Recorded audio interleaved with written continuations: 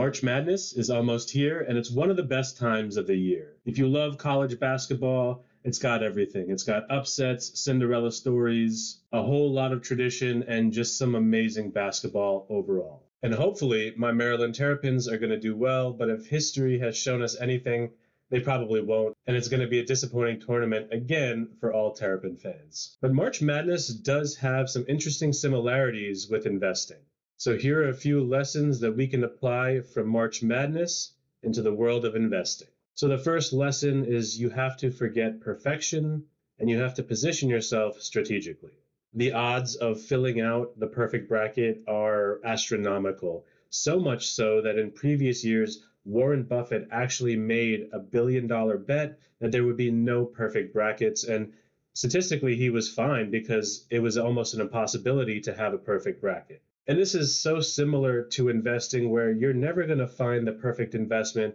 You're never going to find the perfect portfolio. All you can do is position yourself in the best possible way to try to get some favorable outcomes. And so when you pick your bracket or you pick your investments, success comes from focusing on what you can control. Focus on things like how much you're investing, where you're investing, the location of those assets, and also how you're investing, the asset allocation as well. Remember, perfection is impossible, but progress is going to help you out. Lesson number 2 that we can bring from March Madness into investing is not letting past performance dictate future decisions. Last year's tournament is done. Last year's season is done.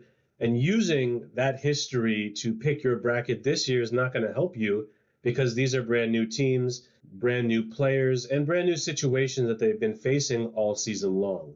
We can't look to the past to help us make our March Madness bracket picks, and the same goes for investing. As an investor, it's not a smart choice to think that your best pick in the past is going to be your best pick in the future, or is going to act similarly in any way. A big part of the basketball season, a big part of March Madness can come down to luck, and investing is the same way. And while the teams in the bracket and the asset managers that are managing your investments might be skilled, it may be hard to tell if that past performance was actually skill or actually a bit of luck. In investing, we often see past high performers underperform in years going forward.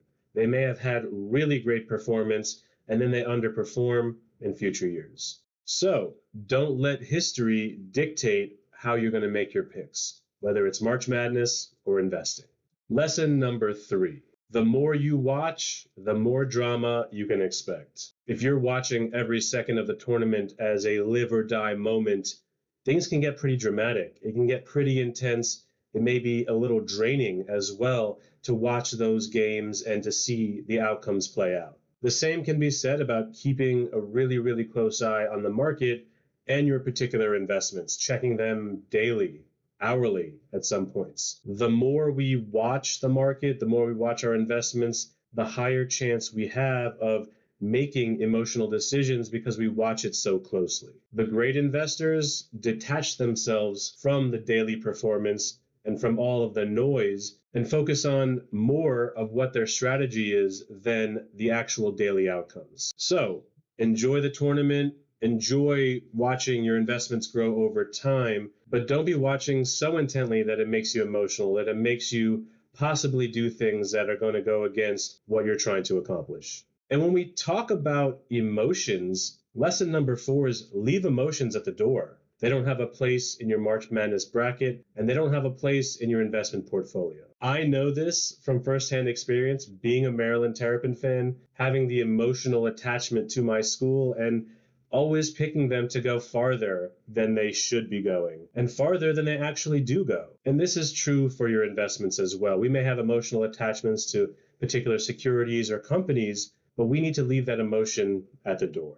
We need a quality decision-making process, a strategy that's going to allow us to figure out what we're solving for and the things that are going to get us there. So again, when you're picking your bracket, when you're picking your investments, forget emotion and work off of a strategy. And the last lesson that we can learn from March Madness and take it to investing is keeping in mind the importance of a great coach. Yes, teams are made up of athletes that go out there, put their bodies on the line, and actually go perform for us. But a lot of their success comes from behind the scenes. It comes from the coaches that put the time and effort into putting their players in the best position to be successful. Without that coach looking at the overall strategy and working with individual players to make them the best version of themselves as possible, those teams would not be achieving what they achieve. They would be underperforming their abilities. And the same can be absolutely said for your investments and your overall finances as a whole. If you have a great coach with you, a financial advisor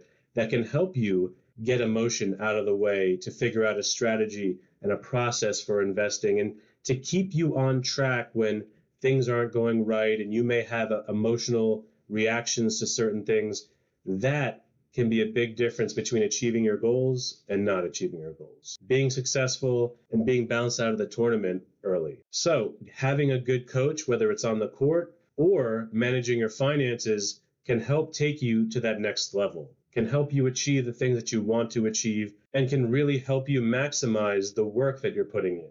Now, March Madness is fun. It's fun to do with your friends, but obviously it's not on the same level of importance as your finances, as your investment portfolio. If you have questions about your finances, if you're looking for a coach to help take you to the next level, don't be afraid to ask for help. This is your money, this is your life, and you deserve to get the most out of it.